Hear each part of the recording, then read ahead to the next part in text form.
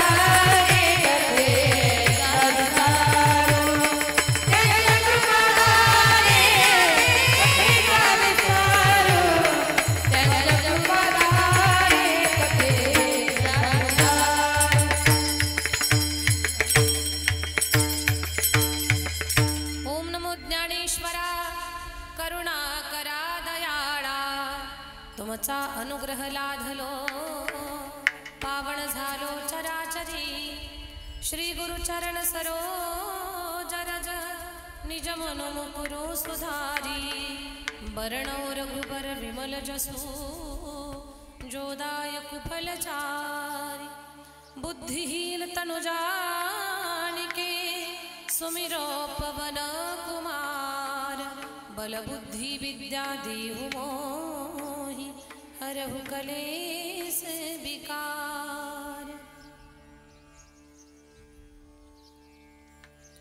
हे दुख भंजन मारुति नंदन, सुन लो सुन लो मेरी पुकार, पवन सुत बिनती बारंबार,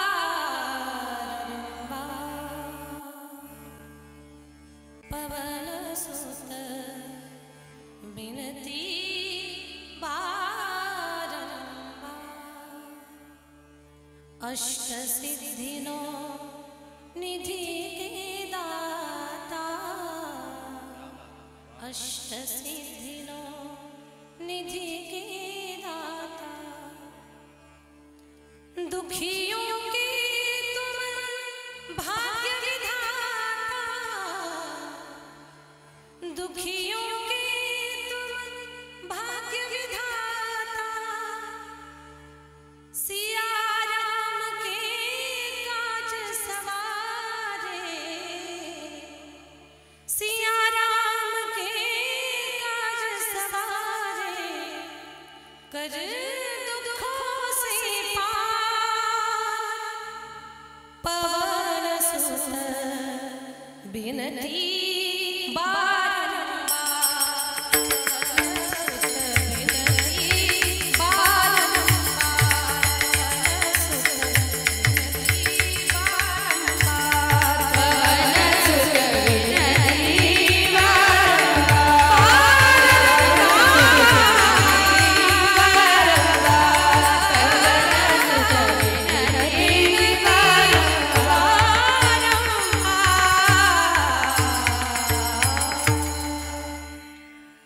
जयांची केली स्मरण होय सकळ विद्येचे अधिकरण तिचे बंधू श्री चरण श्री गुरूंचे जे नमस्कार आता विठाला विठाला विठाला विठाला विठाला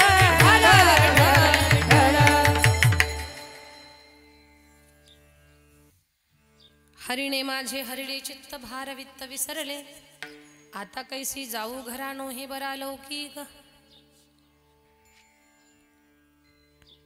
प्रस्तुत काल्याच्या चिंतनासाठी निवडलेला गवळणपर प्रकरणातील हा 4 चरणाचा अभंगच आहे की ज्या अभंगामध्ये जगद्गुरु तुकोबाराया एका उच्च कोटीच्या अवस्थेला भावदशेला प्राप्त झालेली गवळण तिच्या अंतःकरणात भगवत भक्तीचा निर्माण झालेला भाव त्याचं चिंतन महाराज याच्यामध्ये करत आहेत। त्याच्यावरती आपण विचार चर्चा करणार आहोत। काल्याच्या चिंतनाकडे वळण्या अगोदर आपल्याचा परिहार द्यायचा असा भगवंताच्या कृपा आशीर्वादाने आपल्या या पाटपिंपरी गावामध्ये त्रिदिनीय महाशिवरात्री निमित्तानं त्रिदिनीय अखंड हरिनाम सप्ताह 3 दिवसाचे रात्रीचे कीर्तन आणि हे काल्याचं कीर्तन। तर काल्याच्या कीर्तनाची सेवा माझ्याकडे सुपूर्द केली आपल्या गावातील सर्व तरुण मंडळ स्वराज्य फ्रेंड सर्कल व ग्रामस्थ पाटपिंपरी शिव छत्रपती चौक विठ्ठल मंदिर पाटपिंपरी तालुका सिन्नर जिल्हा नाशिक। तर या माझ्या सगळ्या तरुण भावंडांनी आणि ग्रामस्थ मंडळीच्या सहकार्यानं खूप गोड नियोजन केलं। या सगळ्या टीममध्ये वयस्कर कोणीच नाही। हां मग तुमची म्हणजे ज्येष्ठ लोकांची तुम्हाला साथ आणि मार्गदर्शन आहे, पण तुम्ही सर्व तरुणांनी एवढा चांगला उपक्रम आपल्या गावामध्ये घडवून आणला, खरंच ती गोष्ट कौतुकास्पद आहे। सगळ्या भाविकांना मी विनंती करते की आपल्याच या लेकरांचं आपण जोरात टाळी वाजून त्या ठिकाणी कौतुक करायचं आहे। चांगल्या कामासाठी शुभेच्छा, प्रेरणा, आशीर्वाद या गोष्टींची फार गरज असते। चांगुलपण जिवंत ठेवण्यासाठी कुठेतरी शाबासकीची थापही असावी लागते। मग माणूस चांगल्या कामासाठी आणखी पुढे आणखी पुढे। तर खरंच या माझ्या सगळ्या भावंडांचं कौतुक आहे आणि जवळजवळ मला वाटतं एक 8, 9, 10 महिने झाले असतील माझ्याकडे कीर्तन सेवा देऊन ठेवली। आदरणीय गुरुजी असतील, आणखी सगळ्या ज्येष्ठ मंडळींनी या माझ्या भावंडांना सांगितलं काल्याच्या कीर्तनाची सेवा दिदींकडे देऊ आणि मग या सगळ्या माझ्या भाऊ लोकांनी मला संपर्क केला। एक 9-10 महिने झाले असतील ही सेवा माझ्याकडे दिलेली। अधूनमधून थोडंसं मनामध्ये दुखदुखी होती की कुठली कथा आली तर आपली सेवा गेली, पण काय म्हणतात की या सगळ्या ज्येष्ठ लोकांच्या वाणीला शब्दाला यश आलं, तुमच्याही प्रयत्नाला यश आलं आणि मला सुद्धा कुठली कथेची अडचण आली नाही। हां एवढंच की प्रवास दूर झाला, पण मला वाटतं माझ्याहीपेक्षा दूरवरून गुरुजी आलेले आहेत, त्यांचा माझ्यापेक्षा दूर प्रवास झाला। तर इथे येऊन आम्ही पोहोचलो, खूप आनंद वाटला। तुमच्या सगळ्यातला मधला जो उत्साह आहे ना तो खूप कौतुकास्पद आहे आणि खरंच या गोष्टीचं कौतुक। ही तुमची जी जिद्द आहे, जी उभाडी आहे ही टिकून राहावी आणि या तुमच्या उभाडीतून, या जिद्दीतून, या प्रयत्नातून, या तुमच्या सगळ्या चांगल्या गोष्टीतून गावामध्ये एक चांगली पहा। आज लोकांना पैशाची कमी नाही आहे, आज लोकांकडे सगळं आहे, पद आहे, पैसा आहे, जमीन आहे, प्रॉपर्टी आहे, फक्त समाधान नाही। तर हे समाधानाचं दान कुठे मिळेल? पैशात नाही, फिरण्यात नाही, गाडीमध्ये नाही। तर हे समाधान फक्त या आध्यात्मिक चिंतनामध्ये कुठेतरी आपल्या अंतःकरणाला विसावा, कोणीतरी आपल्या मनातलं दुःख हलकं करण्यासाठी किंवा आपल्याला एक जगण्याची दिशा देण्यासाठी काहीतरी पाहिजे आपल्याला। तर त्याचं एकमेव व्यासपीठ म्हणजे कीर्तनाचं, कथेचं आहे। तर ही चांगली गोष्ट, एक मानसिक उन्नती होण्यासाठी आपण सगळ्या तरुणांनी हा जो आध्यात्मिक उपक्रम घडवून आणलेला आहे, तर पुन्हा एकदा त्या उपक्रमाचं कौतुक। 3 दिवसाचा कार्यक्रम तुम्ही घडवून आणला आणि या अगोदर महाराष्ट्रातली सगळी नामांकित कथाकार कीर्तनकार मंडळी या सप्ताहाच्या माध्यमातून, गोड नियोजनांच्या माध्यमातून आपल्याकडे येत आहेत। आता विचार करा, या तरुण या सगळ्या भावंडांच्या अगदी विनंतीवरनं आदरणीय नारायण गुरुजी खिलारी एवढ्या दूरवरून आले आणि विशेष म्हणजे गोष्ट गुरुजी मला सांगायला आवडेल तुम्हाला की या सगळ्या माझ्या तरुण बांधवांची तुमच्यावर एवढी प्रचंड श्रद्धा आहे, एवढी श्रद्धा आहे की माझ्याकडे शब्द कमी आहेत आणि त्या श्रद्धेवर सुद्धा तुमची जी माया आहे हे तुमच्या येण्यातूनही माझ्या लक्षात येतं। तुमचंही या ज्या भावंडावर प्रेम आहे ते विशेष आहे। तर खरंच या आणि आदरणीय गुरुजींसारखे जे रत्न आहेत, तर हे महाराष्ट्रातला जो वारकरी संप्रदाय आहे ना, तर या संप्रदायामध्ये या सगळ्या मंडळीचं म्हणजे हा संप्रदायाचं एक मुकुट समजा ना, आणि त्या मुकुटात लागलेले रत्न म्हणजे हे गुरुजी, आदिकरून जे महाराष्ट्रातली जी मातब्बर मंडळी आहेत ही सगळी ज्येष्ठ मंडळी आणि यांनी स्वतःच्या जगण्यातून काय म्हणतात की गाण्यातून असेल, संप्रदायाच्या सगळ्या नियमांना सांभाळत यांनी जे जपलंय ना, खरं आम्हीही यांच्याकडून शिकावं आणि आपण सगळ्यांनी सुद्धा। की संप्रदायाला कसं जपलं पाहिजे, किती श्रद्धा ठेवली पाहिजे, आदर असेल, नम्रता असेल, या सगळ्या गोष्टी अगदी खरंच माऊलींची लेकरं म्हणून हा शब्द यांच्या सगळ्यांसाठी सार्थ होतोय.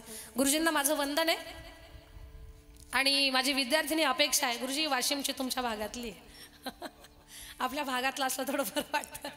आमच्या रुपालीताई गायधनी, गोड आवाज आहे, खूप सुंदर सुरेल गाणं आहे, मला नेहमीच त्यांचं कौतुक आहे. आमच्या गायत्रीताई खाडे, गोड गायन आहे. या माझ्या दोन्ही बहिणींसाठी जरा जोरात टाळी वाजवा, गोड गातायत. या भागातलं महिला गायिकाचं टेन्शनच संपलेलं तुम्हाला सांगते मी. पण ज्या त्या भागामध्ये माऊलींच्या आशीर्वादानं रत्न तयार झाले, ठीक आहे, परमार्थ जिवंत राहिला पाहिजे. आणि आणखी एक चांगल्या पद्धतीने प्रेझेंटेशन काय म्हणतात या सगळ्या गोष्टी. दोघी गोड गायिका आहेत आणि सर्व हरिभक्त परायण माझ्या महिला भगिनी आपल्याच गावातले का सगळ्या लेकरांसाठी, माझ्या भगिनींसाठी, ताईंसाठी जोरात टाळी होऊ द्या. आणि महाराष्ट्रातली सगळी मातब्बर महाराज मंडळींचा अगदी आशीर्वादाचा हात ज्या लेकराच्या पाठीवर डोक्यावर आहे, वय लहान आहे पण मृदंगामध्ये जिनं गरुड झेप घेतलेली आहे, अगदी महिला मृदंग वादकामध्ये खूप चांगल्या पद्धतीनं 1 नंबरवरती जिचं नाव घेतलं जातं. मूर्ती लहान पण कीर्ती महान, आमची ज्ञानेश्वरी. ज्ञानूसाठी जरा जोरात टाळी वाजवा सगळ्यांनी, गोड लेकरू आहे. ज्ञानेश्वरीताई पिंगळे, ज्ञानूचे बाबासुद्धा आलेले आहेत, त्यांचंही स्वागत आहे. खरंच बाबा की मुलगी आपण म्हणजे डॉक्टर इंजिनियर तर करतो, पण पखवाज वादनात मुलगी घडवून आणि तिला घडवण्यासाठी त्यांच्या परिवाराचे एवढे कष्ट आहेत की बस वास्तवात जेव्हा आपण त्यांच्याशी बोलू, त्यांच्या घरी जाऊ, त्यावेळेस माणसाच्या लक्षात येतं की मुलीला घडवण्यासाठी किती प्रयत्नांची पराकाष्ठा. आणि त्या लेकरानं सुद्धा त्यांच्या सगळ्या कष्टाचं चीज केलं आहे, म्हणून तिचं सुद्धा कौतुक आहे. सर्व हरिभक्तपरायण मंडळी, विनेकरे असतील, चोपदार असतील, हरिभक्तपरायण मयूर महाराज आहेत, आमचे हरिभक्तपरायण महाराष्ट्रातली सगळी नामांकित कीर्तनकार मंडळी ज्यांना आपले भाऊ म्हणून अगदी समजतात, भावाचं प्रेम मिळतं. हरिभक्तपरायण राजगुरू भाऊ, आडनाव राजगुरू आहे तुमचं? आमचे साहेबराव भाऊ राजगुरू, त्यांची माझी ओळख आहे पण माझंच प्रॉब्लेम, मला नावच लक्षात राहत नाही. तर भाऊंच्या घरीसुद्धा आम्ही गेलो होतो. आपल्या 12 गाव पिंपरीला राहतात आणि सगळी महाराष्ट्रातली जी टॉप 10 लोक आहेत ती सगळीच त्यांच्याकडे अगदी एक मित्रत्व असेल, एक रक्ताच्या नात्यापेक्षा जी माणसं जोडण्याची पद्धत आहे खूप गोड. तर तेही इथे आहेत. आणखी परिसरातून पंचक्रोशीतून आलेले भाविकजन, अज्ञानानं एखाद्या महत्त्वाच्या माणसाचं जर नाव राहत असेल तर माझ्यावर कोणी काही नाराज होऊ नका. एखादं नाव घेणं खूप गरजेचं असेल तर मला सुचवा. याही अगोदर कीर्तनासाठी आम्ही आलो होतो. मला वाटतं आपले काय नाव त्यांचं, उगले भाऊ का त्यांचं आडनाव, उगले भाऊच ना, त्यांच्या गळी आम्ही श्राद्धाच्या कार्यक्रमासाठी आलो होतो. मला वाटतं बहुतेक असतील ते कुठेतरी बसलेले, हां, त्यांच्याकडे आम्ही आलो होतो. आज वस्तीवरती कीर्तन होतं, आता गावामध्ये आलो. या कार्यक्रमाचं शूटिंगसुद्धा आमच्या निखिल दादा तुझं सुद्धा कौतुक आहे बाळा, खूप छान. निखिल दादासाठी टाळी. आणि आमच्या साऊंडवाल्या दादासाठी, मी आताशी पाहिलंय, तुम्हाला पाहिलंच नाही आतापर्यंत, आमचे सुनील भाऊ, यांच्यासाठी जरा जोरात टाळी होऊ द्या बरं. सगळ्या कीर्तनकाराच्या वाजवणाराचा ते प्राण आहेत कारण आमचा प्राण त्यांच्या हातात आहे. त्यांनी तिकडून नरडं दाबलं की आमचं इकडून नरडं हे होत आहे, हो की नाही. पण फार सज्जन स्वभाव आहे, सरळ एक सज्जन व्यक्तिमत्व आहे. खूप आनंद वाटतो एवढ्या सगळ्या गुणी लोकांच्या मध्ये कीर्तन करताना. आणि तर बऱ्याच वेळेला तोंडसुद्धा पाहावं वाटत नाही, एवढं टेन्शन असतं. तर इथे सगळं गोड नियोजन आहे. आणि या सगळ्या नियोजनाची बांधणी ज्या माझ्या भावंडांनी केली, तुमच्या कमी वयामध्ये अनुभव किती आहे हे मला माहिती नाही, पण हे एक गाढ्या अनुभवाचं एक लक्षण आहे, म्हणून तुमचं एकदा कौतुक आहे. विठ्ठल विठ्ठल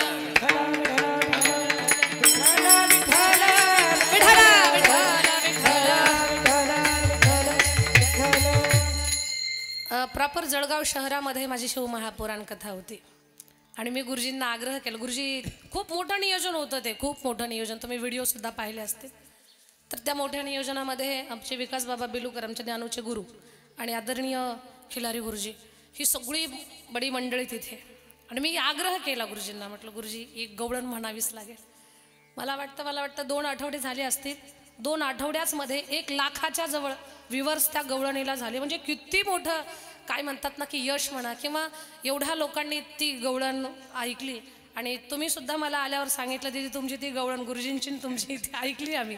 मला पण खूप आनंद वाटला गुरुजी, की ती खूप व्हायरल झाली गवळण. विठ्ठल विठ्ठल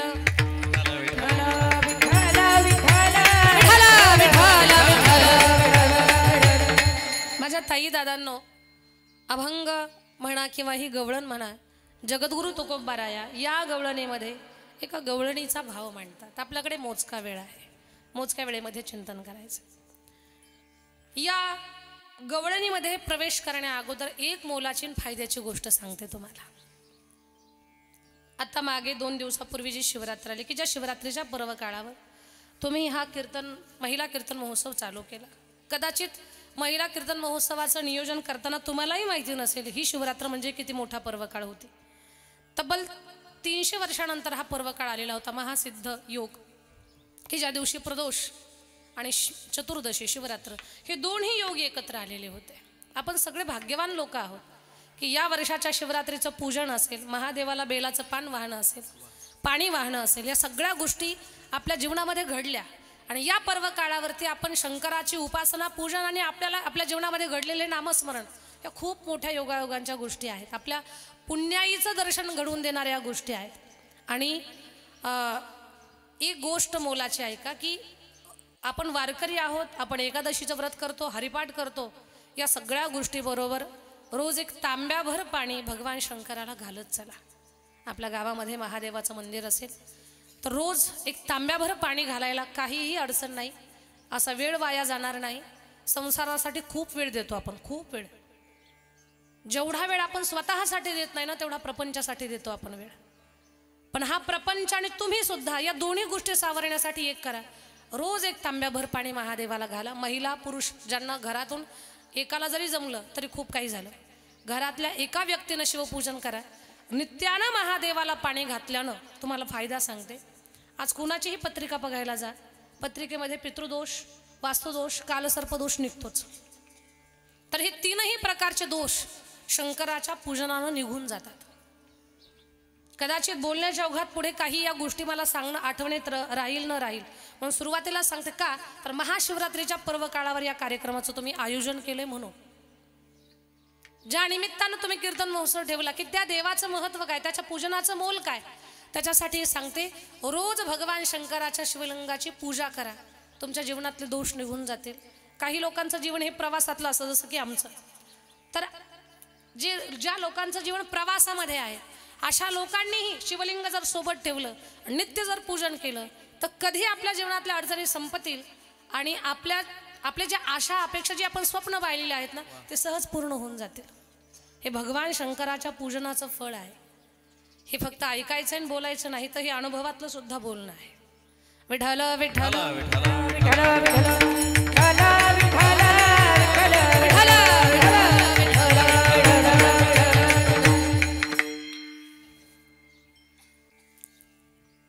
या गवळणीमध्ये आपल्याला प्रवेश करायचा आहे. माझ्या ताई दादांनो, कुठलंही काम असू द्या, त्या कामामध्ये आपलं चित्त असणं फार गरजेचं आहे. ते व्यावहारिक असेल किंवा परमार्थिक कार्य असेल, त्याच्यामध्ये चित्त असणं फार गरजेचं आहे. जवळी नाही चित्त, काय मांडिले प्रेत. तुम्ही स्वयंपाक करताय तर स्वयंपाकामध्ये तुमचं चित्त असणं गरजेचं आहे. तुम्ही एखादा व्यापार करता तर व्यापारामध्ये तुमचं चित्त असणं फार गरजेचं आहे. प्रपंच अथवा परमार्थ उन्नत होण्यासाठी चित्त असलं पाहिजे. परमार्थात उन्नती पथावरती जायचं असेल, प्रगती पथावर जायचं असेल, तर तुमचं चित्त तुम्हाला भगवान परमात्माला अर्पण करावं लागेल. तेव्हा तुमचा परमार्थ सुद्धा यशस्वी होणार आहे. एक उदाहरण सांगेन मी तुम्हाला. आपलं चित्त आपण ईश्वराला कसं अर्पण करावं. बोलणं कान देऊ नाही का. कृष्ण उपासनेमध्ये, कृष्ण भक्तीमध्ये अशी एक गवळण आहे की तिच्यामुळे कृष्णप्रेम जगाला कळालं. तिच्यामुळे कृष्णप्रेम जगाला कळालं. अशी एक श्रेष्ठ भक्त आहे, महिला भक्त. ती भगवंताचं भजन करते, नवल नाही, भगवान तिचं भजन करतात.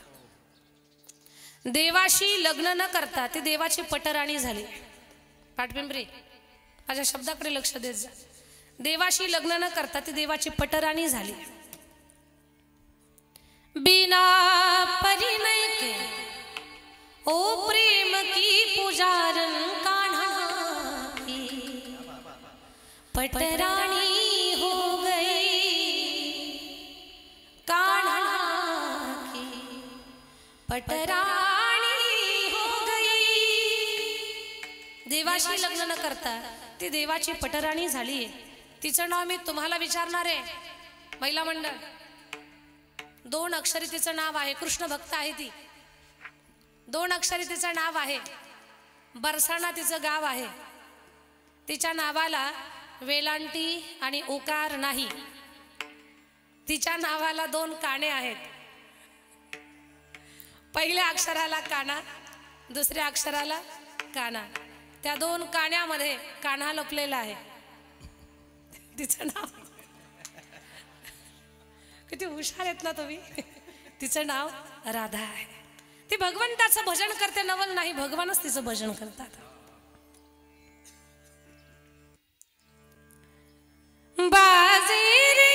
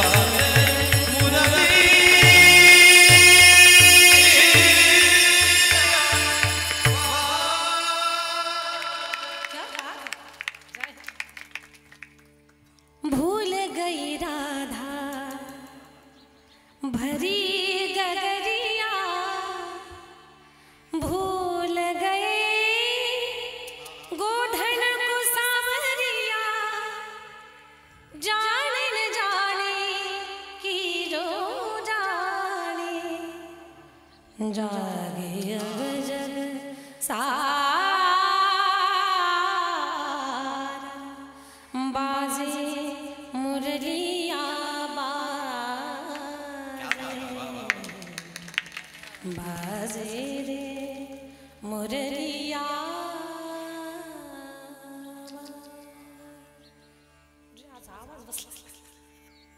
आज थोडा आवाज असला पण काही नाही, मी तुमच्या सगळ्यांच्या आवाजावर भागून घेते. मी टेन्शन नाही.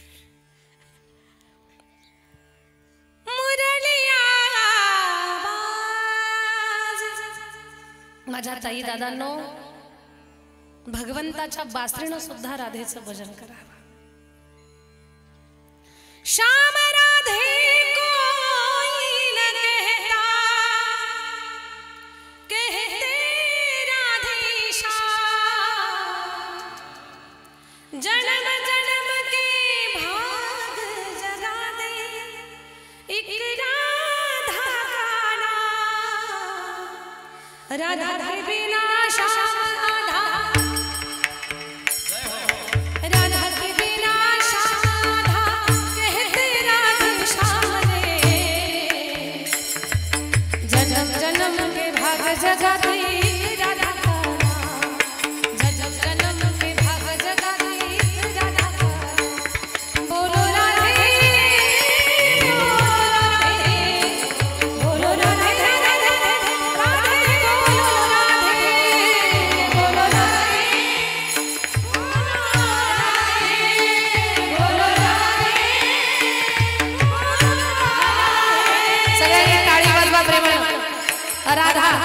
आकाशाच्या उलट करा धारा जिचं भजन केलं असतं भक्तीची धारा अंतःकरणामध्ये प्रवाहित होते त्या राधा राणीच्या नामामध्ये सगळा कृष्ण भक्तीचा आजच्या काल्याच्या कीर्तनाचा सार दडलेला आहे। प्रेमाने टाळी वाजवा, फक्त भजन चाललंय ही भावना ठेवू नका, राधा राणी सारखं अंतःकरण जाग ठेवा।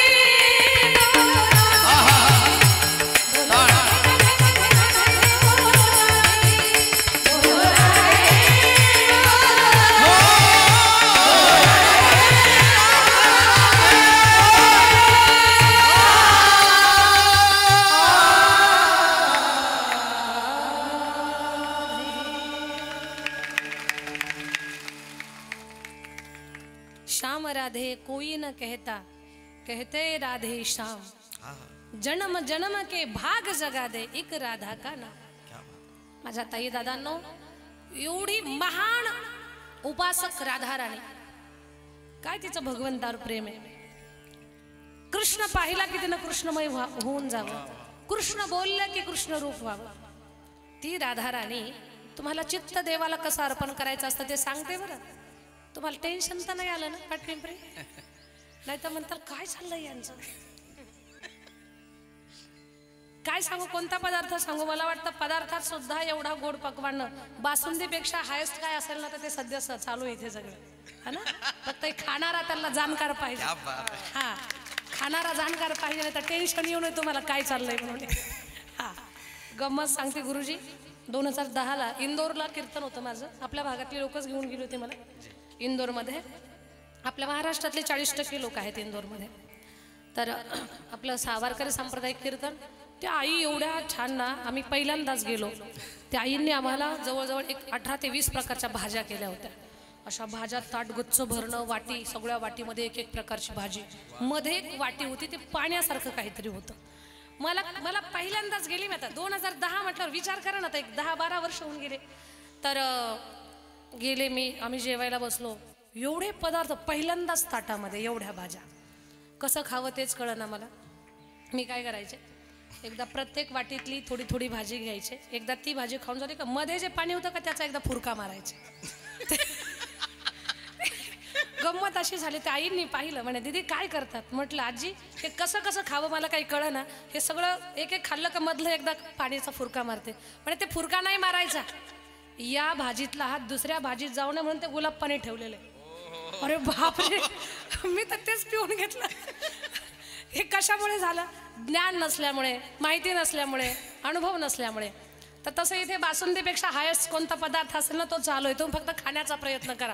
असं म्हणून देऊ नका की यानं काही होईल का, पित्त होईल का, उलटी होईल का, तसलं काही नाही. तुम्हाला आनंदच भेटणार आहे, पौष्टिक होणार आहे, समाधान होणार आहे, झोपलात तरी कानास्वर गुंगणार आहेत तुमच्या. बरं, हे एवढं सगळं चालू आहे आणि हे सगळं तुमच्यासाठी आहे.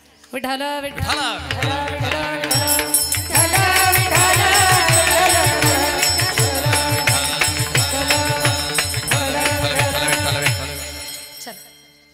राधा उच्च कोटीचे साधक आहे. तिच्या वर्ण शिकायचं आपल्याला, भगवान श्री कृष्ण परमात्माला जीव कसा अर्पण करायचा आहे. राधा राणी दह्याचं घुसळण करत होती. दह्याचं घुसळण करत असताना तिनं रवी काढली. बरं माझ्या आजींनो, माझ्या ताईंनो, रवी काढली आणि दुसऱ्या डेऱ्यात घातली. त्या डेऱ्यात तिला दही आणि पाणी टाकायचं आणि मग घुसळण करायचं. पण फक्त रवी टाकली आणि तेवढ्यात तिनं भगवंताला पाहिलंय. पाहिला पाहिला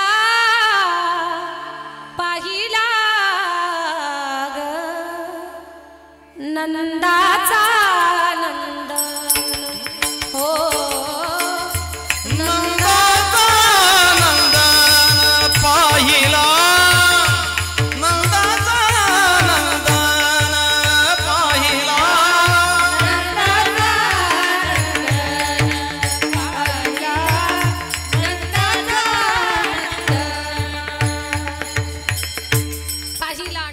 आनंदानं तिनं भगवान पाहिला आणि राधा राणीचं चित्त देवाच्या मागेच गेलं. रिकाम्या डेऱ्यात घुसळण करायला लागले. रिकाम्या डेऱ्यात घुसळण करते असं आवाज यायला लागला जणू काय रेल्वे रुळावरनं निघाली. खडखड खडखड खडखड. सासू रागावली राधेची. राधा, अगं लक्ष कुठे आहे तुझं? काय झालं सासूबाई? अगं त्या डेऱ्यामध्ये दही आणि पाणी टाक ना. पूर्वी सासवांचा खूप दरारा होता बरं पाटपिंपरी. पूर्वीचा काळ म्हणजे सासूचा काळ होता. आता काळ सासूचा नाही, आता कुणाचा आहे? काय प्रामाणिक आहेत तुम्ही. एका मिनिटात उत्तर दिलं. आता सुने खरं आहे तुमचं, माणसानं खरं बोलत जाऊ. सुनाचा काळ आहे, सासूचा काळच नाही. आता 2024 मध्ये सासूनं, स्वराचा थोडा आवाज कमी करा, 2024 मध्ये सासूनं सुनबाईला ढुसफूस करायचं नाही. पाठपिंपरी तिला टाकून बोलायचं नाही, तिला पाण्यात पाहायचं नाही. तिच्या माहेरच्या आल्यानंतर रात्री 2 वाजता उठून त्यांच्या पिशव्या तपासायच्या नाही. याच्यातला एकही प्रयोग तुम्ही करायचा नाही. तशा बिचाऱ्या पाटपिंपरीतल्या सगळ्या ज्या सासवा आहेत ना, त्या खूप समजदार आहेत बरं. राजगुरू भाऊ, या गावात त्या सगळ्या सासवा समजदार आहेत. इथं सासू सुनेचं भांडणच नाही. इथली सासू सुनबाईवरती मुलीपेक्षा जास्त प्रेम करते. इथं वादच नाही. तुम्हाला प्रश्न पडला असेल मला कसं कळालं? कीर्तनात बसलेल्या सासवांच्या तब्येतीवरून कळालं. तुमच्या गुडगुडीत तब्येत येत ना, सफरचंदासारखे गाल. तुम्हाला फक्त सून प्रसन्न, दुसरं काहीच कारण नाही. तर तुम्ही काय कीर्तनात बसल्या असत्या, घरालाच राखून बसल्या असत्या, तुम्ही कीर्तनात आल्या नसत्या. पण तुमच्या सुनेचं वादच नाही म्हणून आनंदानं कीर्तनात सासू सुना तुम्ही बसलेला. हे सुख तुमच्या घरात नांदावं, माझे शब्द तुमच्या जीवनात खरे व्हावेत, ही माझी देवाला प्रार्थना. विठ्ठल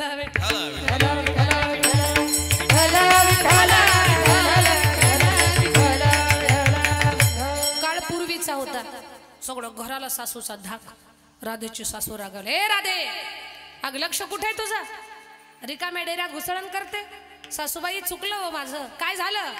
हरीला पाहुनी भुलली सीता, हरीला पाहुनी भुलली सीता, हरीला पाहुनी भुलले हरीला पाहुनी भुलले चित्त मंदिर घुसाई तेरा रीता मंदिर घुसाई तेरा रीता वरियले कुटल हले वरियले कुटल हले हले हले डोळे मोडी करा दातारे डोळे मोडी करा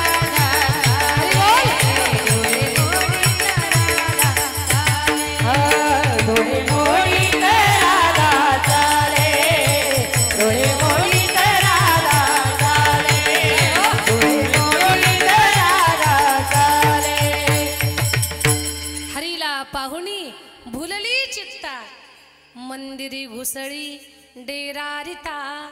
राधा राणी रिकाम्या डेऱ्यामध्ये घुसळण करायला लागली.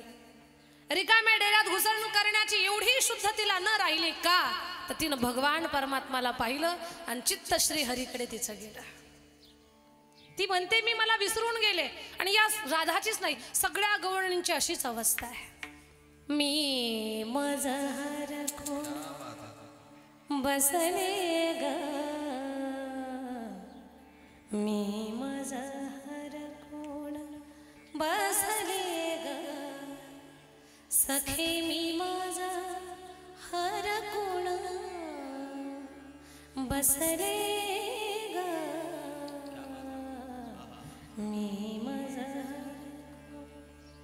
आम्ही स्वतःला विसरून गेलो. त्या गवळणींची अवस्था आहे. परमार्थात खरंच माणसानं स्वतःला विसरलं पाहिजे. बरं जोपर्यंत परमार्थात मी जिवंत आहे, मी कोणीतरी आहे, परमार्थ शून्य. कीर्तन ऐकत असताना, गात असताना, भजन करत असताना, पारायण करत असताना तुम्ही जी काही आध्यात्मिक उपासना करताय ना, मग तुम्ही तुमच्या वाट्याला जी असेल ती करताना विसरून जा तुम्ही स्वतःला. मी कोणीतरी आहे हेच बाजूला ठेवून द्या. आणि त्या क्षणापुरतं जर तुम्ही स्वतःला विसरले ना, तो काळ तुमचा धन्य झाला, तो काळ तुमचा सफल झाला, तो तुमच्या जीवनातला सार्थ काळ ठरला. या गोपिकांची अवस्था काय होती? त्या काय व्यवहार करत नव्हत्या. सगळं त्यांचा व्यवहार चालू होता, पण त्या भगवान परमात्माला पाहिलं की स्वतःला विसरत होत्या. विसरल्या कामधंदा सासू सासऱ्याची नाही मर्यादा.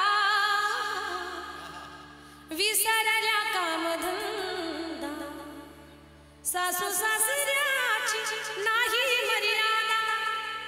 कोण जात्या कोण नंदा वृत्ती परमानंदे वेधली वेधली वेधली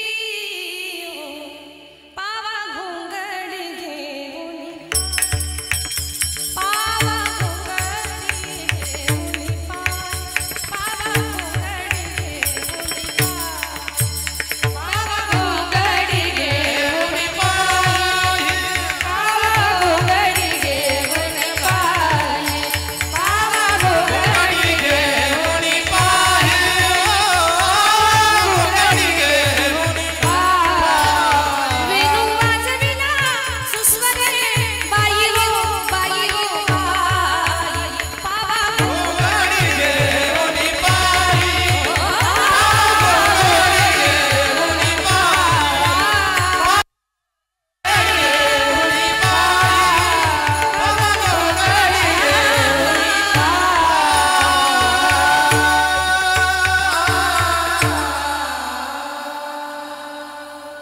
गवळणी विसरत होत्या स्वतःला. विसरल्या कामधंदा. भगवान श्रीकृष्ण परमात्माला पाहिलं ना, गोपिकांचं चित्त कामात नसावंच. एक गवळणीनं कृष्ण पाहिला, भाकरी करत होती ती पाटपिंपरीतल्या मावशांना. भाकरी करता करता तिनं कृष्ण पाहिला, अशा भाकरी कवर करायला लागली जणू काय गौऱ्या बुडवते. तिची सासू रागावले, ए धांगड, अगं गौऱ्या करते का भाकरी करते? सासूबाई लक्षच नाही. उठ हंडा घेऊन पाण्याला जा. तिला तेवढंच पाहिजे होतं. मी भाकरी करते. तिला पाठवलं पाण्याला. एकतर सून एकतर पत्नी आपल्या पतीची चरण सेवा करत होती, पाय दाबत होते. बिचारं गाई वळून थकलो होतं, पाय दुखायला लागले होते. तिनं पाय दाबत होती. पाय दाबता दाबता भगवंताची बासरी कानावर पडली. बरं बासरी कानावर पडली की तिनं पायाचे चिमटेच घ्यायला चालू केलं. त्यानं अशी लात घातली, म्हटलं तुला काही कळतंय का? लागलेली झोप माझी मोडलीस तू, पायाला चिमटे काढते हो बाजूला. तिला तेवढंच पाहिजे होतं. जसा धक्का दिला ती गेली कृष्ण भगवंताकडे. एक तर आपल्या पतीला पंचपक्वान्नाचं ताट करत होती पाटपिंपरीतल्या ताईंना.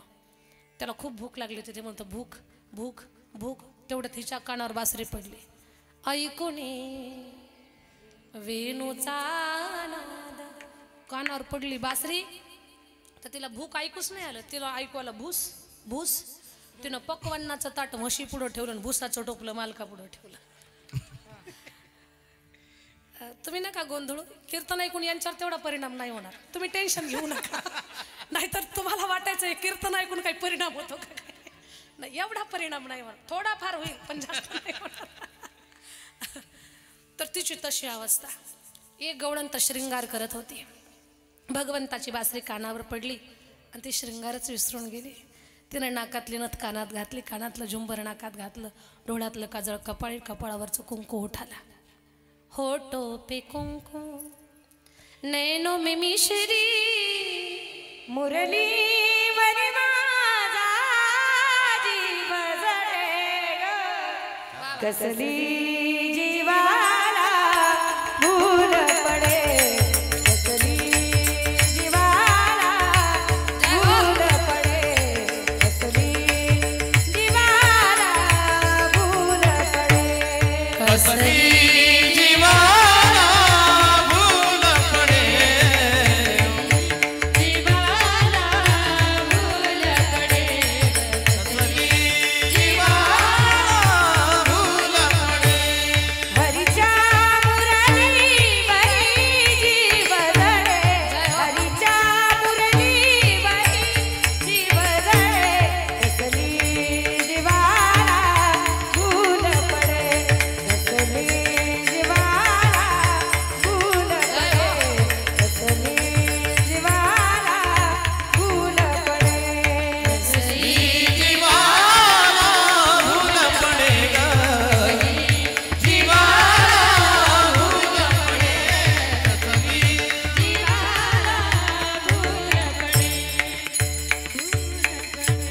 रुपाली ताई, गायत्री ताई, या सगळ्या माझ्या भगिनींसाठी एकदा टाळी, ज्ञानूसाठी सुद्धा टाळी.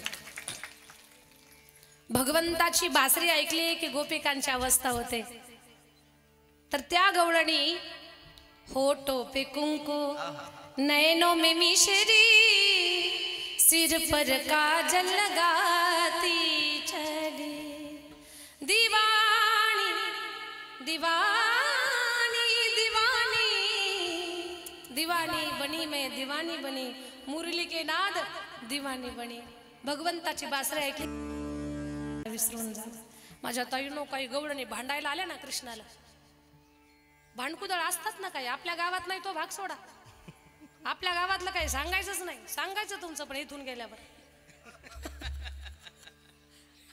अजून पाकिट नाही ना हातात म्हणून. तर काही भांडकुदळ गवळणी होत्या, त्या आवल्या कृष्णाकडे, बरे कृष्णा अरे तू बासरी वाजवत जाऊ नको बाबा. का बरं? शब्द ऐका बरं का, फार गोड शब्द आहे. माझ्या दादांनो तुम्ही सुद्धा ऐका, तुमचं सुद्धा मन असं ना कृष्ण भक्तीमध्ये विरघळून जाईल. त्या गवळणी म्हणतात लाला तू बासरी नको बरं वाजवत जाऊ. भगवान म्हटले का बरं नको वाजवू? लाला तू बासरी वाजवली ना, तुझ्या बासरीच्या प्रभावानं चुलीत घातलेल्या लाकडांना पालवी फुटते बघा. काय भाव आहे दादा. चुलीमध्ये कसली लाकडं घालतो आपण? सुकलेली का ओली? सुकलेली लाकडं घालतो आपण चुलीमध्ये. भगवंताच्या बासरीनं सुकलेल्या लाकडाला पालवी फुटते. आपल्या हातानं लागलेली झाडं जळून जातात पाटपिंपरी, एवढे तर खतरनाक आहेत आपले हात. आपल्या हातानं लागलेली झाडं जळून जातात आणि भगवंताच्या बासरीनं सुकलेल्या लाकडाला पालवी फुटते. त्या गवळणी म्हणतात लाला तू बासरी वाजवत जाऊ नको, सुकलेल्या लाकडाला पालवी फुटते बघ. त्या गवळणी गेल्या की तरण्या गवळणी याव्यात. नाना लाला आमच्या सासवांचं काही ऐकू नको, बासरी वाजवतो. म्हणे कशामुळं? कन्हैया तू बासरी वाजवली ना, आम्ही काय करतो सकाळी फुलांचा गजरा केसांना माळतो, तो दिवसभरात सुकून जातो. संध्याकाळी गाई घेऊन येताना तू बासरी वाजवली ना, त्या तुझ्या बासरीच्या ध्वनीनं सुकलेली फुलं टवटवीत होतात आणि पहिल्यापेक्षा जास्त सुगंध देतात. म्हणून तू बासरी वाजवत जा. काय भाव आहे दादा, असं मन भरून येतं हे सगळं बोलताना सुद्धा. आपल्या डोळ्याला अश्रू लागावेत जर अंतकरण जागा असेल तर. एवढी सुंदर भगवंताची बासरी. त्या गवळणींनी म्हणावं, त्या गवळणीचा भाव आमच्या संतांनी शब्दात मांडला हो, म्हणून आपलं सुद्धा अंतकरण समाधानी झालं. आहारी सावळिया आहारे सावळिया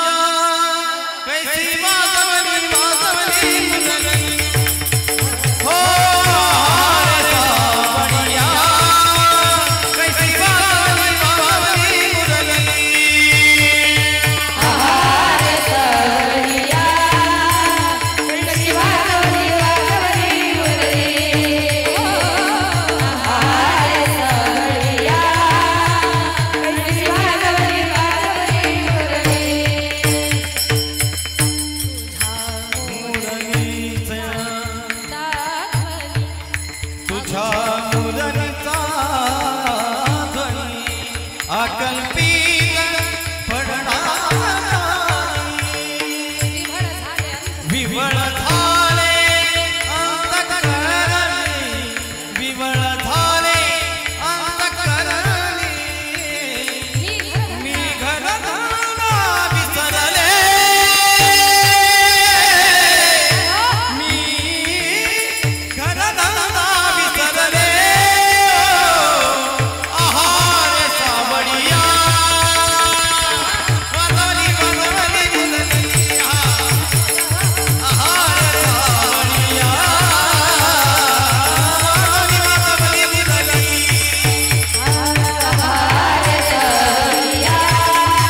कैसी हो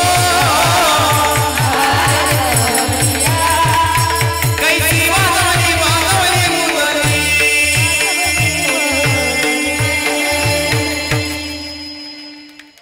त्या गवळणीने म्हणावं काय तुझ्या मुरलीचा ध्वनी अकल्पित पडला काणी विव्हळ झाले अंतःकरणी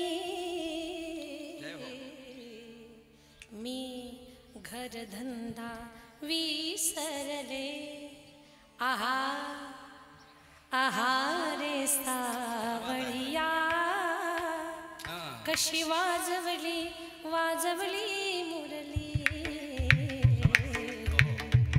भगवंताची बासरी ऐकून गोपिकांनी विसरून जावं स्वतःला पंगुळले यमुना जळ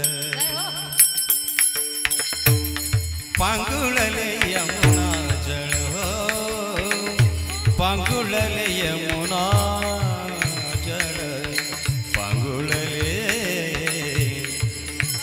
हा पांगुळले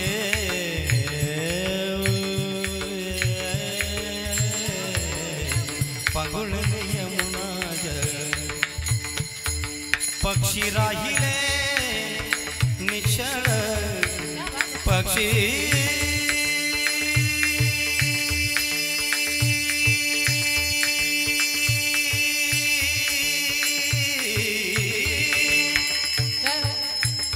पक्षी राहिले निश्चळ पक्षी राहिले निश्चळ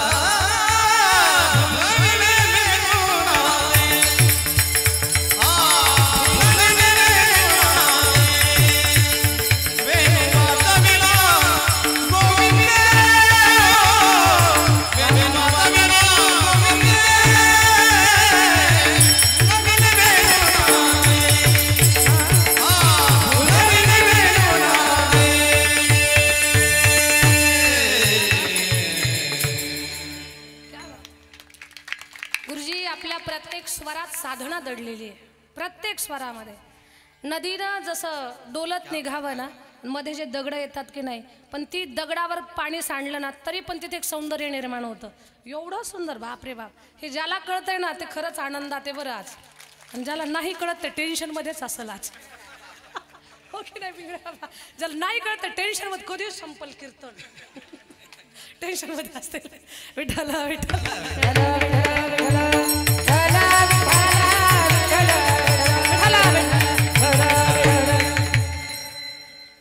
ऐका भगवंताची बासरी तशी माझ्या दादांना आपल्या गाण्यातून आपल्याला एवढा आनंद मिळतो त्या भगवंताच्या बासरीला ऐकून ही लोक भुलत होती काय नवल आहे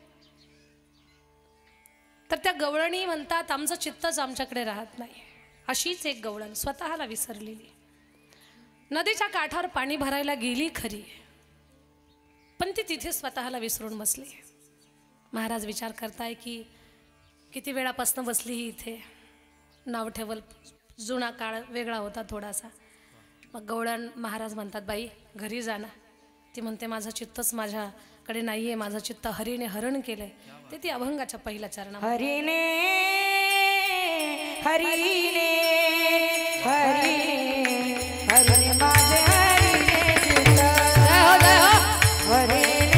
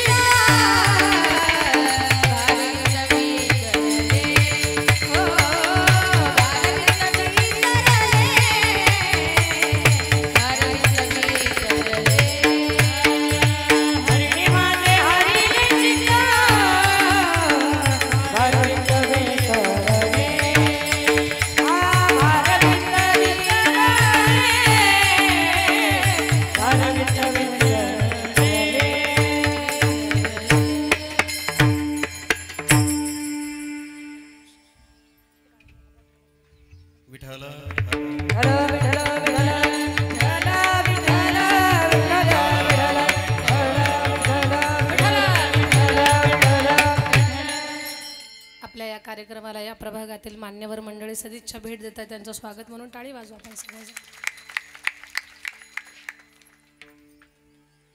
ती गवळण म्हणते मी माझं चित्त हरण झालंय, मी मला विसरले, माझं चित्त माझ्याकडे नाहीये. हरिणे माझे हरिले चित्त आणि भारवित विसरले. आता व्यावहारिक जो माझ्या माथ्यावरचा व्यवहाराचा भार आहे तो संपलाय. मग अशा अवस्थेमध्ये मी घरी कशी जाऊ, आता कैसी जाऊ घरा. नो हे बरा लौकिक लोक मला नाव ठेवतील. नाव ठेवण्याची खूप भीती वाटते लोकांना. नाव सुद्धा लोकच ठेवतात.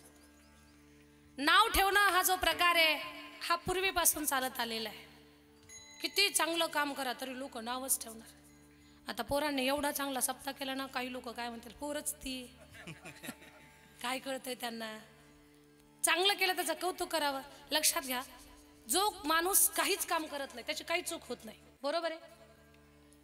जो काहीच काम करत नाही त्याची काही चूक होईल का. पण जो काहीतरी करतोय ना धडपड, मग थोडीफार चूक झाली तर का सहन करत नाही आपण. पण तो शिकतोय ना. एक सामाजिक स्तरावरती थोड्याशा माझ्या बोलण्याचा अभ्यास करा, थोडासा विचार करा. जे काहीच करत नाही त्याला कुणी काहीच बोलत नाही. जे काहीतरी करतंय, धडपड करते, चांगलं करतंय, त्याला लोकांचे बोलणे असतात. मला सांगा, ज्या झाडाला फळच नाही त्याला कोणी दगड मारतंय का. ज्याला फळं लागली दगड घेऊनच माणसं त्याच्या मागे असतात. म्हणून कर्तृत्व करणाऱ्या माणसानं कोण आपल्याला काय बोलतं याचा विचार न करता चांगलं आपल्याला काय काय करता येईल त्याचा विचार करावा. कारण नाव ठेवणं हा लोकांचा जन्मसिद्ध हक्क. एक वेळेला मतदानाचा हक्क चुकवतील साहेब सर, पण नाव ठेवण्याचा हक्क लोक चुकवत नाही. नाव ठेवण्याला घाबरायचं पण नाही. पाठपिंपरी तुम्हाला जर माहिती असेल मी हे जे काम करतो ते चांगलं करतो, काही चुकीचं करत नाही, हा जर विश्वास तुमचा पक्का असेल तर कोण काय नाव ठेवतं याचा विचार करू नका. हा, पण तुमच्या कृतीमुळे जर कुठली सामाजिक स्तरावर तर नुकसान होत असेल, कुणाचं नुकसान होत असेल तर त्या गोष्टीला मात्र तुम्ही 100 वेळा विचार करा. पण तुमच्या एखाद्या चांगल्या कामानं सामाजिक उन्नती होत असेल, सगळ्यांचा विकास होत असेल तर तुम्ही किती लोकांनी नाव ठेवलं तरी घाबरू नका.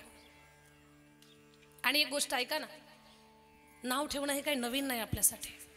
आपण जेव्हा जन्माला येतो तेव्हा पहिलं आपलं नावच ठेवतात ना. मग सुरुवातच जर तिथून असेल तर शेवट होऊ द्या ना तसा, कशाला टेन्शन घेता. आणि एक गोष्ट सांगते मी तुम्हाला बरं. एक शेतकरी होता, तो संध्याकाळच्या वेळेला गावाकडे निघाला. त्याचा एक बैल विहिरीतच पडला, गावाच्या जवळ आला विहिरीत पडला. कोरडी विहीर होती म्हणून बचावला. शेतकरी म्हटला तर बैल पडला, अवघड झालं. सगळं गाव धडामकन काय आवाज आला म्हणून सगळं गाव जमा झालं. गावकरी आले, अरे म्हणे बैल पडला, काढतो बैल. शेतकरी गरीब होता, विचार केला त्यानं. तो म्हटलं हे बघा, बैल काढला असं काही काढता येणार नाही, तो काय बैल आहे, तो काही लहान वस्तू थोडीच. बरं काढायला त्याला 20,000 रुपये तरी लागतील. आणि जर काढला आणि विकला तर तेवढे सुद्धा पैसे त्याचे येणार नाहीत. तो म्हटलं असाच पडू दे सडू दे. लोक म्हटले तुला काही अक्कल आहे का नाही. अरे लोकाला स्वतःची काळजी. अगोदर लोक काय म्हटले, अरे त्यानं तुझ्या इथं राबला आहे, काम केलंय आणि असाच पडू देतोय.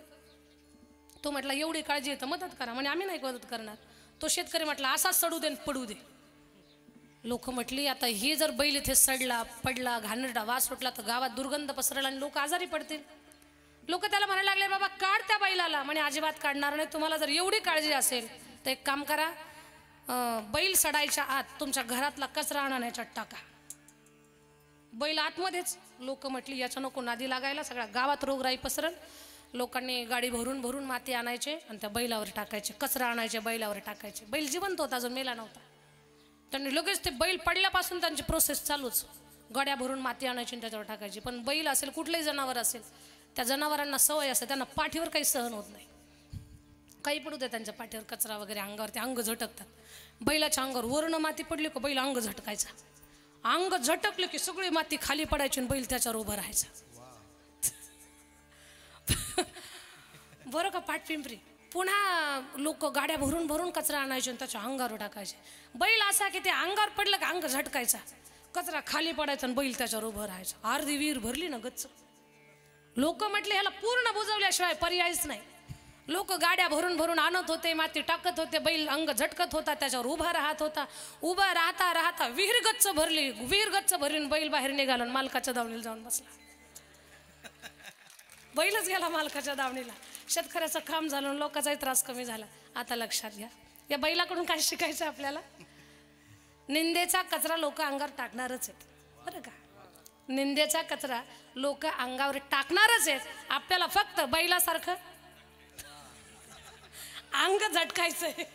अंग झटकलं की कचरा खाली पडल्यावर आपल्याला त्याच्यावर उभं राहायचं आणि पुढे निघायचंय. आपल्या ध्येयापर्यंत आपल्याला जायचंय. कधीच निंदा असेल, जगनिंदा असेल, स्तुती आणि निंदा या दोन्ही गोष्टीपासून सावध राहा. तर तिथे ते गवळण म्हणते, मला ना भीती वाटते लोकांची, काय म्हणतील मला. आता कैसी जाऊ घरा, नोहे बरा लौकिक, लोक मला नाव ठेवतील. आणि महाराज माझी विनंती तुम्हाला, माझ्या अवस्थेबद्दल बाहेर काही सांगू नका. पारखी यासी सांगता गोष्टीन, घरची कुठे खातील, माझी घरची लोक मला त्रास देतील. महाराज म्हणतात नको करू काळजी, तुका म्हणे निवांत राही, पाहिले पाही परतोणे. म्हण बाळा, तुका म्हणे निवांत राही.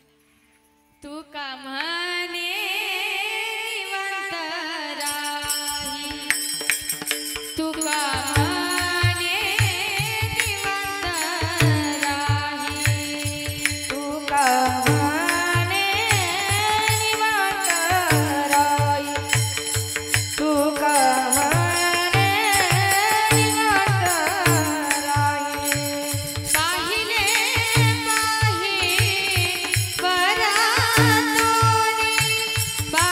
पाहिले पाही परातोनी, परातोनी आता कैसी लागू घरा, आता कैसी लागू घरा. पाहिले पाही परातोनी, पाहिले पाही परातोनी, परातोनी आता कैसी जावो घरा, आता कैसी जावो घरा. तुका म्हणे निवांत राही, पाहिले पाही परतोणी, प्रेमानं भजन करू. विढोबा रखुमाई, ठोबा रखुमाई, ठोबा रखुमाई, ठोबा रखुमाई, ठोबा रखुमाई, ठोबा रखुमाई, ठोबा रखुमाई, ठोबा रखुमाई, ठोबा रखुमाई, ठोबा रखुमाई, ठोबा रखुमाई, ठोबा रखुमाई, ठोबा रखुमाई,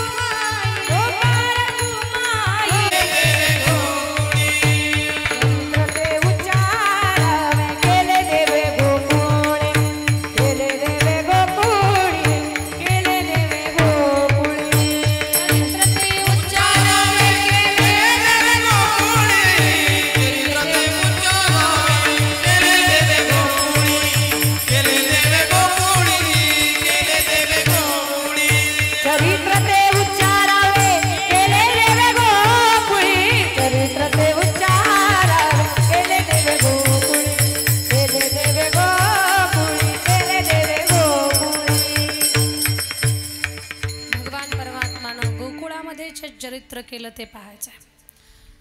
द्वापार युगात माणसाचं आयुष्य होतं 1000 वर्षाचं, बरं का माझ्या ताई दादांना. सत्ययुगामध्ये माणसं 1,00,000 वर्ष जगत होती, त्रेतायुगामध्ये 10,000 वर्ष जगत होती, द्वापार युगामध्ये माणसं 1000 वर्ष जगत होती, कलियुगात माणसाचं आयुष्य आहे 100 वर्षाचं. पण 100 ही आता कोणी जगत नाही, माणसाचं आयुष्य कमी झालं. त्याचं कारण असं आहे, युगांना सुद्धा आयुष्य आहे. सत्ययुग आहे 17,28,000 वर्षाचं, त्रेतायुग 12,96,000 वर्षाचं, द्वापार युग 8,64,000 वर्षाचं आणि कलियुग आहे 4,32,000 वर्षाचं. 4,32,000 वर्षाच्या कलियुगाचे समान 4 भाग केले तर 4 चरण तयार होतात. प्रत्येक चरण 1,08,000 वर्षाचं होतं. कलियुगाच्या पहिल्या चरणामध्ये माणसं पूर्ण 100 वर्षाचं आयुष्य जगणार.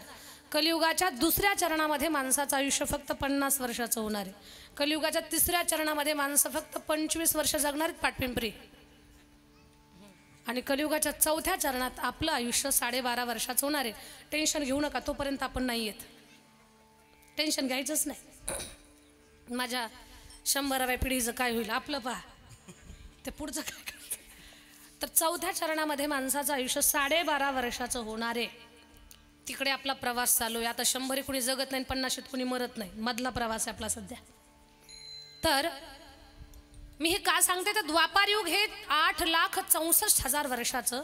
त्या द्वापार युगामध्ये माणसं जगत होती 1000 वर्ष आणि 1000 वर्षाच्या आयुष्यामध्ये भगवान श्रीकृष्ण परमात्मा फक्त जगले 125 वर्ष. 125 वर्षामध्ये देवाचे 100 वर्ष द्वारकेत गेले. देवाचे 100 वर्ष द्वारकेत,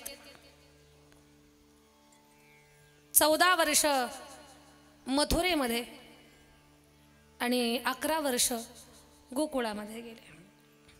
देवानं मथुरेत काय केलं, द्वारकेत काय केलं याचं काहीच घेणं देणं नाही आपल्याला.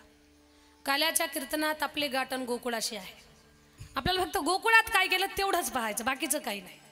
तर भगवान परमात्मानं गोकुळामध्ये ज्या लीला केल्या त्या पाहायच्या. भगवान परमात्माच्या लीलेला जन्मापूर्वी सुरुवात झालेली होती. जेव्हा देवाचा जन्म झाला त्यावेळेला देव कारागृहात प्रगटले. सांगितलं बाबा मला आनंद बाबाच्या वाड्याला नेऊन ठेवा. आणि मग उचलीला कमळापती पायीची बंधने गळती. याच्यातून एक शिकायचं आपल्याला. तुम्ही सुद्धा संसाराच्या, आपण सगळेजण संसाराच्या बंधनात बनलेलो आहोत, व्यवहाराच्या बंधनानं बांधल्या गेलेलो आहोत. ज्या दिवशी आपण देव डोक्यावर घेऊ त्या दिवशी बंधन आपोआप आपलं सुद्धा गळून पडेल. पण त्याच्यासाठी देव डोक्यावर घ्यावा लागेल. वसुदेवजी देवाशी संवाद करत होते तरी पण बेड्या जशाच तशा होत्या. देव त्यांना बोलत होते तरी बेड्या तशाच होत्या. देव त्यांच्या समोर प्रगट झाला तरी बेड्या तशाच होत्या. देव समोर आहे पण ज्या वेळेला वसुदेवानं देव डोक्यावर घेतला तेव्हाच बंधन गळून पडालं. तसं जोपर्यंत आपण सुद्धा देव डोक्यावर घेत नाही, आता देव काय आपल्या जवळ नाही का? देव आपल्या जवळ आहे, आपल्या समोर आहे. रोज मंदिरात जातो आपण तरी पण आपली बेडी का सुटत नाही? तर आपण देव अजून डोक्यावर घेतलेलं नाही. ज्या दिवशी आपण देव डोक्यावर घेऊ त्या दिवशी बंधन गळून पडेल. वसुदेवानं देव डोक्यावर घेतला, गोकुळात जाऊन पोहोचले आणि गोकुळामध्ये पोहोचल्यानंतर तिथून वसुदेवजीनं माया डोक्यावर घेतली आणि माया जशी डोक्यावर घेतली तशा सगळ्या बेड्या जशाच तशा झाल्या. देव डोक्यावर घ्या बेड्या गळतील, माया डोक्यावर घ्या बेड्या जशाच तशा लागतील तुम्हाला. भगवान पोहोचले. एक दिवस मीच माझ्या मनाला प्रश्न विचारला. म्हटलं विश्वाचा मालक, त्याच्या उदरामध्ये 14 ब्रह्मांड आहे, एवढ्या छोट्याशा टोपलीत बसलाच कसा? हा प्रश्न मीच माझ्या मनाला विचारला. माझं बोलणं कान देऊ नाही का? देवच्या टोपलीमध्ये बसले. ती टोपली कशाची होती हो? सोन्याची. पाटपिंपरी झोपल्या का काय? हाय पाटपिंपरी झोपल्या नाही ना? ती सोन्याची टोपली होती का? पितळाची, तांब्याची, कास्याची, पंचधातूची, चांदीची, वेळूची, बांबूची होती असं तुम्ही गृहीत धरताय. पण तुम्हाला सांगते आज ती टोपली कशाची होती? वेळूची होती का? सोन्याची होती? चांदीची होती? तांब्याची होती? पंचधातूची होती? नेमकी कशाची होती? ऐकायचं आहे ना? खरं सांगते ती टोपली कशाची होती तुम्हाला ऐकायचंय पण मलाच माहित नाही. खरं सांगते मी, माझ्या अजून वाचनात गेलं नाही ती कशाची होती म्हणून. पण एक मला माहिती आहे, ती टोपली 14 ब्रह्मांड ज्याच्या उदरामध्ये आहेत तो मावेल अशी टोपली या जगातच नाही अजून. पण तो त्या टोपलीत बसलाय ना. ती टोपली सोन्याची, पितळाची, चांदीची, पंचधातूची का बांबूची होती हे माझ्यासाठी महत्वाचं नाही. ती टोपली भावानं विणलेली होती हे माझ्यासाठी महत्वाचं आहे. भक्तीचे आमापे मोजितो अनंता इतराने तत्वतानं मोजवे. भावाच्या टोपलीत देव बसला नाही तर तो असा बसायला रिकामान मोकळा नाहीये. बसला टोपलीमध्ये निघाला नंदाच्या घराला, मजणी गोकुळाला. भगवान तिथे पोहोचले आणि मग देवाचा जन्म तिथे साजरा झाला. सारा गवळणीला आनंद. गवळण म्हणती हो म्हणती गवळणीला, म्हणती हो म्हणती गवळणीला, पुत्र झाला यशोदेला. गवळण म्हणती हो म्हणती गवळणीला, पुत्र झाला यशोदेला. म्हणती हो म्हणती गवळणीला, पुत्र झाला यशोदेला. गवळण म्हणती हो म्हणती गवळणीला, पुत्र झाला यशोदेला. एक धावी एकी पुढे ताटी वाटी सुंठ वडे. एक धावी एकी पुढे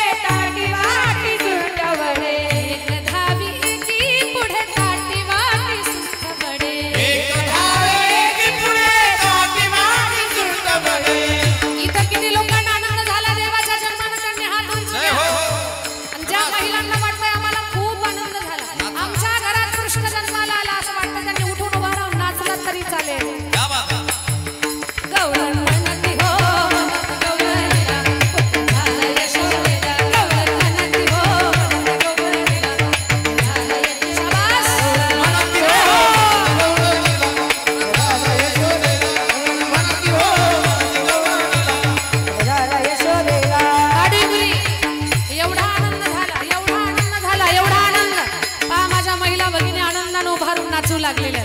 एवढा आनंद झाला किती किती सांगू मी सांगू कुणाला, किती सांगू सांगू सांगू कुणाला. आज आनंदी आनंद झाला, आज आनंदी आनंद झाला. किती सांगू मी सांगू कुणाला, किती सांगू मी सांगू कुणाला.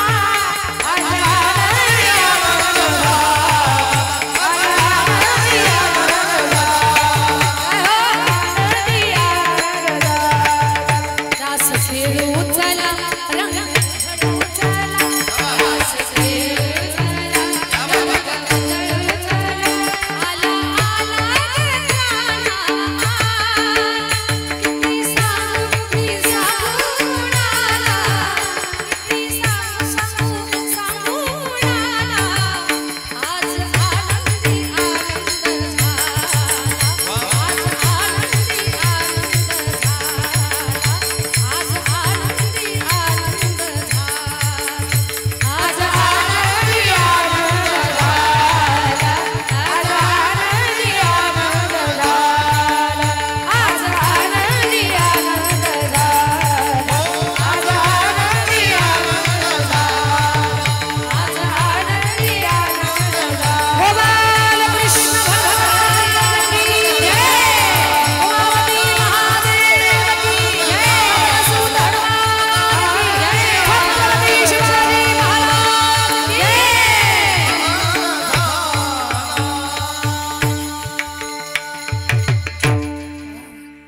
माझ्या महिला भगिनी धाडसानं उभ्या राहिल्या ना त्यांच्यासाठी टाळी बरं. तुम्हालाही बऱ्याच महिलांना वाटत होतं आपण उठून उभा राहावं काय, पण तुम्ही दचकल्या कशाला. पप्याचा बाप पाहिलं तर काय म्हणत वाटत होतं तुम्हाला, पण तुम्ही थोड्याशा गडबडलात. चांगली गोष्ट आहे, आनंद आहे बरं. आणि दादा बाबा काका तुम्हालाही वाटत होतं असं उठून उड्या मारावं काय, पण तुम्ही म्हणाल हिनं जर पाहिलं तर ती म्हणाल म्हातारं येडं झालं काय. हा ना, या गडबडीत तुम्ही थांबले. असो, आनंद आहे. नाचो कीर्तनाचे रंगी, ज्ञानदीप लावो जगी. खरंच विसरावं स्वतःला. नाचल्या माझ्या मीराबाई, नाचले माझे नामदेवराया. नामदेवराय तर असे नाचले की देवसुद्धा त्यांनी नाचवला. नाचता नाचता देवा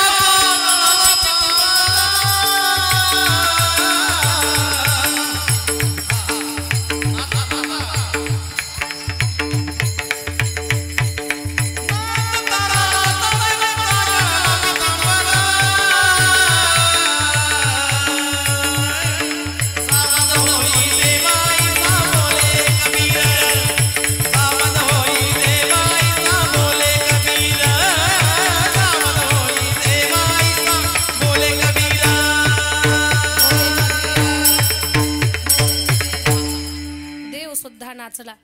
असो, अष्टमीच्या राती यमुनेच्या काठी गोकुळावतरले. गोड हसू गालात नाचू गाऊ तालात पैंजण थरथरले. कान्हा दिसतो उठून गोपी आल्या नटून नव्या नवतीचा शृंगार केला. आज आनंदी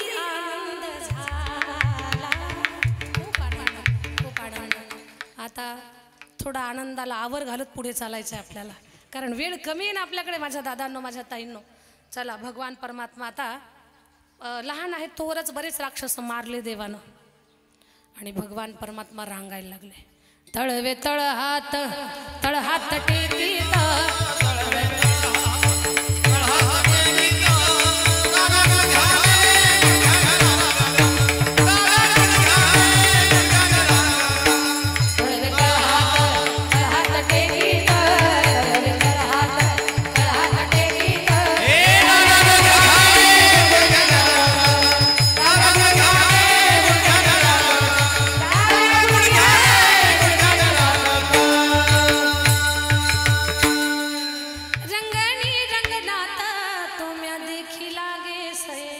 भगवान रांगायला लागले. देव रांगत रांगत रांगत गाईच्या गोठ्यात जायचे बरं. गाईच्या खोरांनी उकललेली माती, सांडलेलं शेण, पडलेलं गोमूत्र, त्याचा झालेला चिखल देवानं अंगाला लावून घ्यावा आणि आईकडे यावा. आई कसा ग दिसतो मी? आईनं म्हणावं कृष्णा तू खूप सुंदर दिसतो रे, पण तू का मागच्या जन्मात डुकर होतास का? भगवान मनात म्हणतात आई कसं ग कळालं तुला? मी वराह रूप देखील धारण केलंय आई, हे तुला कसं कळालं मा? भगवान परमात्माची सुंदर लीला चालू झाली. देव आता चालायला लागले. चालता चालता साऱ्या गोकुळात चक्कर. भगवंतानं पुढून आईनं पाठीमागे पहावं कृष्णाला कुठे माझा लाला. कोण गली गयो शाम बता दे सखी, कोण गली प्लेन म्हणू आपण. कोण गली गयो शाम बता दे सखी ना. कौन गले गयो शाम बता दे सके, कौन गले बता दे शाम. गोकुल ढूंढा मथुरा ढूंढीरा, गोकुल ढूंढा मथुरा ढूंढी,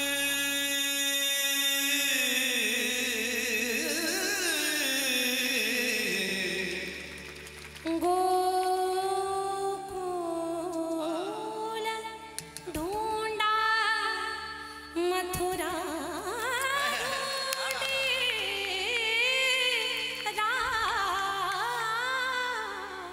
गोकुल ढूंढा मथुरा ढूंढी,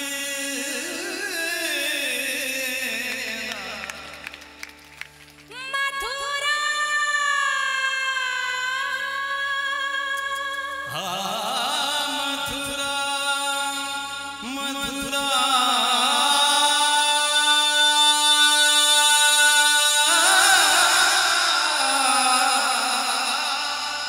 मथुरा. मथुरा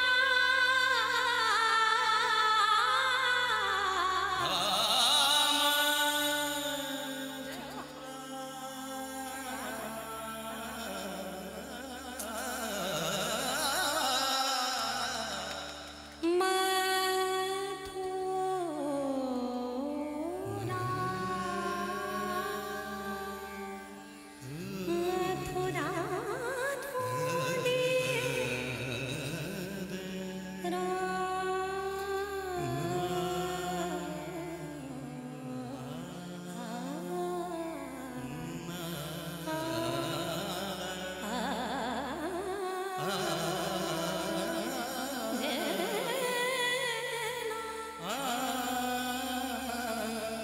मथुरा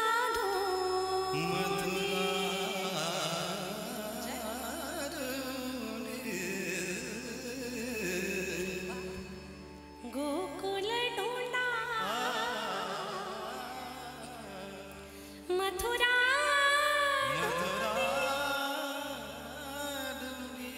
ढूंढे चारों धाम.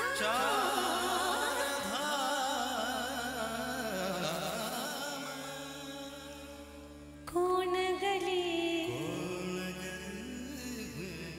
गली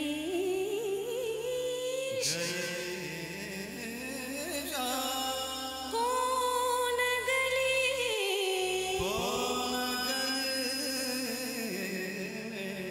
गयो ओ.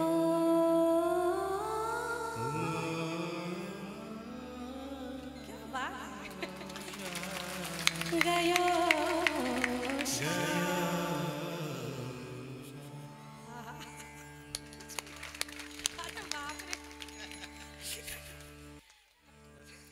खूप झालं आता. नाही तर ना हे लोक टेन्शनमध्ये येतील पुन्हा. मला खरं सांगा पाठपेपरी टेन्शन आलंय का आनंद झालाय खरं सांगा मला मतदान द्या जरा बरात करून. बाकीच्याला काहीच कळालं नाही का? असं गुरुजी खरंच ना माझा सलाम आहे तुमच्या गाण्याला. अरे बापरे अप्रतिम. डोळ्याला पाणी येत आहे दादा खरंच. ज्याला संगीतातलं कळतंय ना खरं तर मला आज टेन्शन आलं की माझा आवाज नव्हता बसायला पाहिजे. म्हणजे मी काय असं काही ओर केलं नसतं पण आणखी आनंद आला असता गाण्यामध्ये. तर यशोदामाईने मागे पळावं, भगवंतानं पुढे पळावं. माझा भगवान कुठे गेला, माझा लाला कुठे गेला. बरं देवाचं फिरणं काही मोकाट नव्हतं. पाठपिंपरी सगळं गावातले लेकरं जमा केले भगवंतानं, कृष्ण कन्हैया लालनं. आणि सगळ्यांना बोलवून एक चौर्य मंडळ स्थापन केलं. चोरीचं मंडळ, चोरी करणार, रोज घरफोडी, रोज गारहाण यशोदामाईकडे. यशोदे कृष्णाला सांगावे गोकुळी राहावे का जावे. आम्ही गोकुळात राहावं का गोकुळ सोडून जावं सांग बरं तुम्हाला. तर सगळ्या गवळ्यांचे गाराणे. लाला तू चोरी केली. आई खरं सांगतो मी नाही चोरी केली. आई पण ऐकून घे ना, हे पण कबुली कर ना. एक गवळण म्हटले काळ्या माझ्या घरी येऊन दाखव तुला बांधूनच टाकते. भगवान म्हटले मावशी तुमचा नंबर सगळ्यात शेवटी होता, कशाला चॅलेंज केलं मला. गोपाळांनो हिचा घर नंबर फोन नंबर पूर्ण ॲड्रेस लिहून घ्या, आजच हिच्याकडे जायचं. भगवान गेले ना दुपारी तिच्या घरी, ती भाकरी बनवत होती. देव तिच्यासमोर तिच्या घरातलं लोणी खायला लागले. ते म्हटले का रे गाड्या आमचं खाल्ल्याशिवाय तुझं पोट भरत नाही. माय तर मोठ्या थाटानं सांगते माझ्या घरी काय कमी 9 लाख गाई आणि तुला आमचं खाल्ल्याशिवाय पोट भरत नाही. आता पकडते तुला घेऊन जाते. पण अशी नाही, सगळ्या गवळणी जमा करते. तिची आध्यात्मिक उंची वाढली होती म्हणून देव हाताला लागला. तो असा कुणाच्या हाताला लागू शकत नाही बरं. हा स्वप्नात सुद्धा यायला आयुष्यभर टाळ वाजवलं तरी स्वप्नात सुद्धा येत नाही. तो हाताला लागला तिच्या. तिनं देवाला घरात कोंडलं गेली. दादा ती गल्लीतल्या गवळणी जमा करायला गेली. चला ग हे राधिका, ए गोपिका, ए श्यामाल, ए मेघा, चला ग चला, मी कृष्ण धरला, मी कृष्ण धरला. सगळ्या जणी जमा झाल्या. आणि भगवान म्हटले आता ही म्हणते मी कृष्ण धरला आणि देवाला मी जमत नाही. सगळं जमतं पण मी जमत नाही. तर देव म्हटले आता बाहेर कसं पडायचं. भगवंतानं युक्ती शोधली. तेवढा तिचा पती पाणी प्यायला आला. तो म्हटला चांगलं गिऱ्हाईक सापडला. आता देव काय म्हटले चांगलं गिऱ्हाईक सापडलं. देव दरवाजाच्या मागे लपले. तिच्या नवऱ्यानं बाहेरून दरवाजा उघडला. दरवाजे असे झाले आतमध्ये. तिचा पती आतमध्ये आला. भगवान दरवाजाच्या मागे लपले होते. तो आत गेला की भगवान बाहेर गेले आणि बाहेरून कडी लावून घेतली. तिच्याच पतीला कोंडलं. तो पाणी पिऊन दरवाजाला उभा राहिला. कोणी कोंडलं मला. सापटेतून त्यानं पाहिलं. त्यानं सापटेतून पाहिलं तो भला मोठा गवळणीचा घोळकान सगळ्यात मध्यभागी त्याचीच बायको. ह्याला प्रश्न पडला होता मला कोणी कोंडलं. ती म्हटली मीच कोंडून टाकलंय त्याला. उत्तर सापडलं याला की आपल्याला कोणी कोंडलं. हा म्हटलं मी केलंय काय. नंदाच्या वाड्याला गेल्यावर सांगणार आहे. हा म्हटलं हिला मारलं नाही, हिला बोललो नाही आणि खुशाला अरे तुरे काय बोलते मला कोंडून काय टाकते. ही पागल झाली का काय. दाखवतो आता कुणाला वेड लागलंय ते. म्हणजे हे एक बोलायचं आणि तिकडून तिची उत्तरं भेटायची. तिला वाटतं की कृष्णच आतमध्ये, ह्याला वाटतं की माझ्याच बायकोनं मला कोंडलं. ती म्हटली गवळणींनो आतापर्यंतचा सगळा हिशोब मी घेणार आहे. तो म्हटला तो दरवाजाच उघड. आता तो दरवाजात असं भीमरूप रागीट रूप धारण घेऊन उभा राहिलेला. हातात मोठा दांडा घेतला त्यानं. आणि ती म्हटली मी दरवाजा उघडते तुम्ही हाताला हात धरा पळून जाईल. हा म्हटला मी बाहेर आलो किती जण थांबतायत ते पाहू आता. तिनं दरवाजा उघडला. कृष्ण नाही तिचाच पती दिसला. हिला काय बोलावं तेच कळना. तसे मोठे मोठे डोळे, नागपुड्या फुगलेल्या, रागानं लाल झालेलं. ही म्हणते तुम्ही गेलात म्हणेपर्यंत 10-5 ठोके धडाम धुडूम टाकले. गवळणे पळून गेला. म्हणे बाई नवरा घरात कोंडला आणि कृष्ण धरला. म्हणते पागल झाली चला म्हणे आपल्याला सोडून. हा म्हणतो तुम्ही थांबा. त्या म्हटलं आम्ही नाही थांबणार चाललो. त्या गेल्या पळून. यानं एवढी मारली ही 12 खडीच म्हणायला लागली. एवढं मारलं तिला. एक शेवटचा ठोका टाकणार. भगवान आले काका मारू नका. कृष्णा तुला माहीत नाही हिनं काय केलं. भगवान म्हटले सगळे डिटेल्स माझ्याकडे, तुम्ही मारू नका, तुम्ही शांत राहा. सोडलं. भगवान म्हणतात मावशी लागलं का तुम्हाला जरा. म्हणजे मार बसवणारा पण हा आणि वाचवणारा पण हा. देवा कृष्णा साऱ्या गोकुळाच्या नादी लागेल पण तुझ्या नादी लागणार नाही. माझ्या वेदना कमी कर. भगवंतानं असा हात फिरवला. सगळ्या वेदना नष्ट झाल्या. गोपाल कृष्ण भगवान जय. दाढी विण्याची गाठ बांधली. खूप खोड्या केल्या. काही गवळणी तर घाबरल्या. आत्याबाई घरात चोर शिरला. सासूबाई घरात चोर शिरला.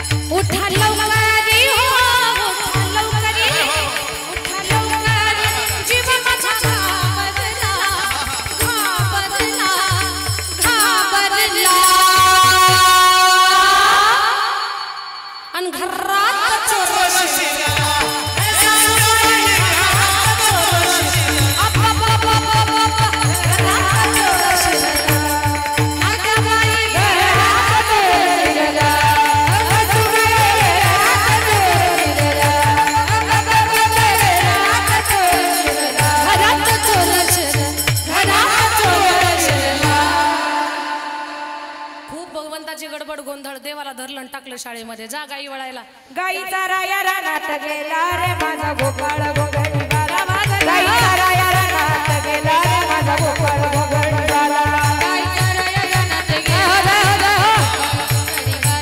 गाईचा राया रानात गेला माझा गोपाळ गोगडी हे माझा गोपाळ गोगडी बाला माझा गोपाळ कांबडी बाला गोपाळ गोगडी बाला माझा गोपाळ कांबडी बाला हे गाईचा राया रानात गेला